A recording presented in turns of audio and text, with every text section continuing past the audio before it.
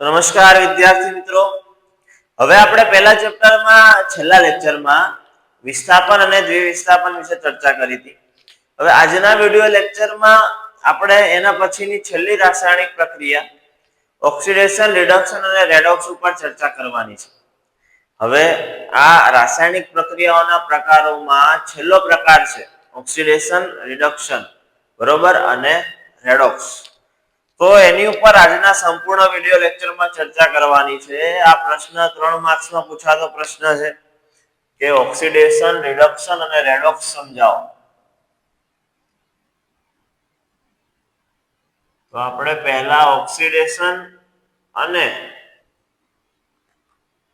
Reduction ની ચર્ચાથી ચાલુ કરીએ આપણે કે ઓક્સિડેશન પ્રક્રિયા કોને કહેવાય, રિડક્શન પ્રક્રિયા કોને કહેવાય, બરોબર, અને ત્યારબાદ આપણે આવીએ કે રેડોક્સ કોને કહેવાય. સૌપ્રથમ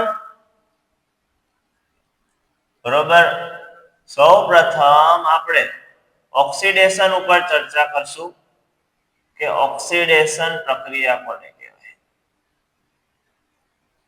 બરોબર, ઓક્સિડેશન પ્રક્રિયા કહેવાય કોને? તો ઓક્સિડેશન પ્રક્રિયાને સમજવા માટે સૌથી પહેલા તેની વ્યાખ્યા સમજવી પડશે કે ઓક્સિડેશનની વ્યાખ્યા શું છે સાહેબ. તો ઓક્સિડેશનની વ્યાખ્યા યાદ રાખીશું આપણે કે જે રાસાયણિક પ્રક્રિયામાં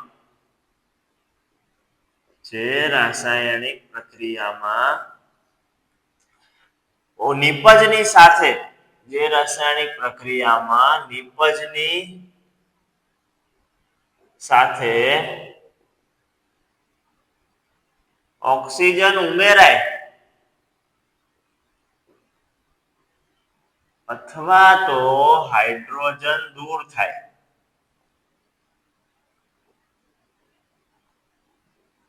તેવી રાસાયણિક પ્રક્રિયાને ઓક્સિડેશન પ્રક્રિયા કહેવાય. બે શબ્દો ઉપર ધ્યાન આપજો કે રાસાયણિક પ્રક્રિયામાં ઓક્સિજન ઉમેરાવો જોઈએ નિપજ સાથે, અને કાં તો હાઇડ્રોજન દૂર થવો જોઈએ, વચ્ચે છે અથવા. બરોબર, ઓક્સિજન ઉમેરાય અથવા તો હાઇડ્રોજન દૂર થાય, બેમાંથી એક વસ્તુ થાય એનો મતલબ તમારે કહેવાનું કે આ તો ઓક્સિડેશન પ્રક્રિયા છે. બરોબર, આપણે ઉદાહરણ સાથે સમજીએ કે ઉદાહરણ તરીકે આપણે પ્રક્રિયા લખીએ. આપણે ધારો કે એક રાસાયણિક સમીકરણ આપણે બનાવીએ કે કોપર હતો, એની પ્રક્રિયા કરો ઓક્સિજન સાથે તો નિપજ મળે કોપર ઓક્સાઇડ. બરોબર, આ CO એટલે કોપર, એની પ્રક્રિયા કરી આપણે ઓક્સિજન સાથે, જેનાથી શું થયું તો કે કોપરમાં ઓક્સિજન ઉમેરાઈ ગયો. નિપજની સાથે શું થયું, ઓક્સિજન ઉમેરાણો. પહેલા કોપર પાસે ઓક્સિજન ન હતો, પણ નિપજની સાથે ઓક્સિજન આવી ગયો અને બની ગયું કોપર ઓક્સાઇડ. જેથી તમે કહી શકો કે આ પ્રક્રિયા ઓક્સિડેશન પ્રક્રિયા છે. બરોબર, તેની માટેનું લખાણ આપણે લખવા જઈએ તો શું લખી શકીએ કે કોપરની ઓક્સિજન સાથે પ્રક્રિયા કરવાથી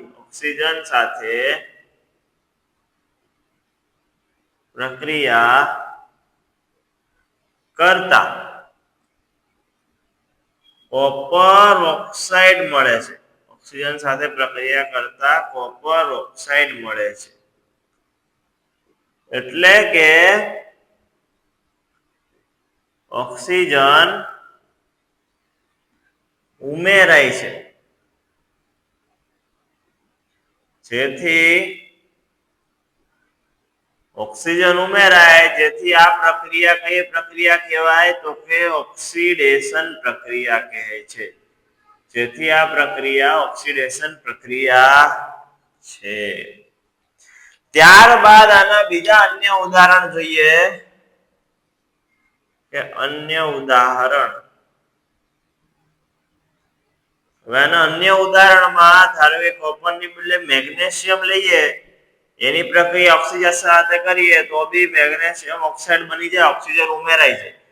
ઝિંક લઈએ એની પ્રક્રિયા ઓક્સિજન સાથે કરીએ તો બી ઝિંક ઓક્સાઇડ બની જાય, ઓક્સિજન ઉમેરાઈ જાય. બરોબર. એટલે આ થઈ ગઈ તમારી ઓક્સિડેશન પ્રક્રિયા.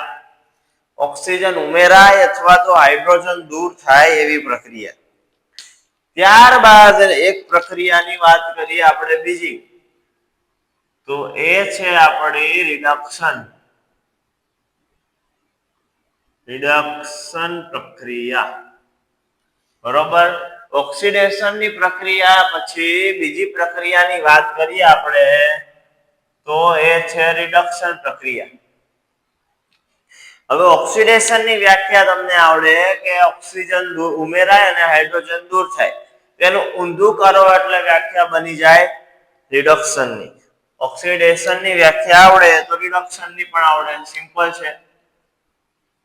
બરોબર. ઓક્સિડેશન ની વ્યાખ્યા છે કે હાઇડ્રોજન દૂર થાય અને ઓક્સિજન ઉમેરાય. તેનું ઊંધું કરવાનું છે આમાં કે જે રાસાયણિક પ્રક્રિયામાં નિપજની સાથે અહીંયા લખ્યું હતું ઓક્સિજન ઉમેરાય તો અહીંયા આવશે ઓક્સિજન દૂર થાય. ઓક્સિજન દૂર થાય અથવા અહીંયા હતું તો હાઇડ્રોજન દૂર થાય તો અહીંયા આવશે અથવા હાઇડ્રોજન ઉમેરાય. અથવા હાઇડ્રોજન ઉમેરાય તેવી રાસાયણિક પ્રક્રિયાને રિડક્શન પ્રક્રિયા કહેવાય. બરોબર. એના ઉદાહરણ આપણે જોઈ લઈએ વ્યવસ્થિત. રિડક્શન ના યાદ શું રાખવાનું છે તો કે કાં તો ઓક્સિજન ઉમેરાવો, ઓક્સિજન દૂર થવો જોઈએ, કાં તો હાઇડ્રોજન ઉમેરાવો જોઈએ. તો એની માટેની પ્રક્રિયા માટે આ લઈ લેવાનું. શું લઈ લેવાનું તો કે કોપર ઓક્સાઇડ લઈ લેવાનું. એની પ્રક્રિયા માટે તમારે લેવાનું કોપર ઓક્સાઇડ. એનામાં તમારે ઉમેરી દેવાનું હાઇડ્રોજન. બરોબર. હાઇડ્રોજન ઉમેરી દેવાનો. કોપર ઓક્સાઇડમાં હાઇડ્રોજન ઉમેરો એટલે તમને કોપર મળે અને પાણી બને. બરોબર. મતલબ કે અહીંયા હાઇડ્રોજન ઉમેરાણો અને ઓક્સિજન કોપર ઓક્સાઇડ પાસેથી દૂર થઈ ગયો. બરોબર. ઓક્સિજન થતો કોપર ઓક્સાઇડ પાસે પહેલા હતો, કોપર ઓક્સાઇડ પાસે પહેલા ઓક્સિજન હતો, એ દૂર થઈ ગયો, અહીંયા નથી. બરોબર. એટલે ઓક્સિજન દૂર થાય તેવી પ્રક્રિયાને રિડક્શન પ્રક્રિયા કહેવાય. જ્યાં સુધી નામની વાત કરીએ તો આ તો નામ સેમ જ છે, કોપર ઓક્સાઇડ. આ છે હાઇડ્રોજન. બરોબર. અને આ કોપર રહી ગયું. કોપર ઓક્સાઇડ માંથી ઓક્સિજન દૂર થઈ ગયું, ખાલી કોપર અને આ છે પાણી. બરોબર. તેની માટેની થિયરીની વાત કરીએ આપણે તો અહીંયા શું છે તો કે કોપર ઓક્સાઇડ. બરોબર. કોપર ઓક્સાઇડ ની પ્રક્રિયા હાઇડ્રોજન સાથે કરતા કોપર ઓક્સાઇડ માંથી ઓક્સિજન દૂર થાય છે. હવે ઓક્સિજન દૂર થાય એટલે રિડક્શન પ્રક્રિયા કહેવાય. તેથી આ પ્રક્રિયા રિડક્શન પ્રક્રિયા છે. જેથી આ પ્રક્રિયા રિડક્શન પ્રક્રિયા છે કેમ કે ઓક્સિજન દૂર થયો. બરોબર. એટલે આ એક ઉદાહરણ થઈ ગયું રિડક્શન પ્રક્રિયાનું. ત્યારબાદ આપણે અહીંયા જ એક પ્રક્રિયા કરી નાખીએ જે છે રેડોક્સ. બરોબર. રેડોક્સ એટલે જે પ્રક્રિયામાં ઓક્સિડેશન અને રિડક્શન બંને થતું હોય એને રેડોક્સ કહેવાય. બરોબર. જે રાસાયણિક પ્રક્રિયામાં ઓક્સિડેશન અને રિડક્શન બરોબર બંને એક જ પ્રક્રિયામાં થતું હોય. આ શોર્ટમાં લખ્યું આપણે કે જે રાસાયણિક પ્રક્રિયામાં ઓક્સિડેશન અને રિડક્શન બંને એક જ પ્રક્રિયામાં થાય તેવી પ્રક્રિયાને કહેવાય રેડોક્સ. હવે એની માટે નવું કોઈ સમીકરણ લાવવાની જરૂર નથી, આ જ સમીકરણ લખવાનું છે. જોજો, same to same CuO plus H2 gives Cu plus H2O. પરંતુ આમાં તમારે બંને દેખાડવાનું કે ઓક્સિડેશન એ થતું હોય અને રિડક્શન એ થતું. રિડક્શન તો આપણે બતાવ્યું કે અહીંયા ઓક્સિજન હતો અને અહીંયા નથી, બરોબર. ઓક્સિજન પહેલા હતો અને પછી નથી, એટલે એને કહેવાય રિડક્શન. ઓક્સિજન દૂર થયો, રિડક્શન. શા માટે? તો કે ઓક્સિજન દૂર થયો એટલા માટે, બરોબર. અને ત્યારબાદ બતાવો હવે ઓક્સિડેશન. અહીંયા હાઇડ્રોજન H2 છે, એની પાસે પહેલા ઓક્સિજન અહીંયા નથી અને અહીંયા આવી જાય છે, મતલબ ઓક્સિજન ઉમેરાણો. પહેલા H2 પાસે ઓક્સિજન નહોતો અને પછી ઉમેરાઈ ગયો, એટલા માટે અહીંયા થાય છે ઓક્સિડેશન. અહીંયા શું થાય છે? ઓક્સિડેશન. શા માટે? તો કે ઓક્સિજન ઉમેરાય છે, બરોબર. પહેલા નતો અને પછી ઉમેરાણો એટલે ઓક્સિડેશન. તો આ એક જ પ્રક્રિયામાં રિડક્શન અને ઓક્સિડેશન બંને થાય છે. રિડક્શન પણ આ જ પ્રક્રિયામાં થાય છે, ઓક્સિડેશન પણ આ જ પ્રક્રિયામાં થાય છે, એટલા માટે એને રેડોક્સ કહેવાય. એટલે આ છેલ્લી પ્રક્રિયાથી આપણે ઓક્સિડેશન, રિડક્શન અને રેડોક્સ. ઓક્સિડેશનમાં ઓક્સિજન ઉમેરાય અને હાઇડ્રોજન દૂર થાય, આ એનું ઉદાહરણ થયું ઓક્સિજન ઉમેરવા વાળું, બરોબર. રિડક્શનમાં ઓક્સિજન દૂર થાય, આનું ઊંધું, અને હાઇડ્રોજન ઉમેરાય. તો આપણે અહીંયા ઓક્સિજન હતો ને અહીંયા નથી, એટલે આને રિડક્શનમાં ઉદાહરણ આપી દીધું.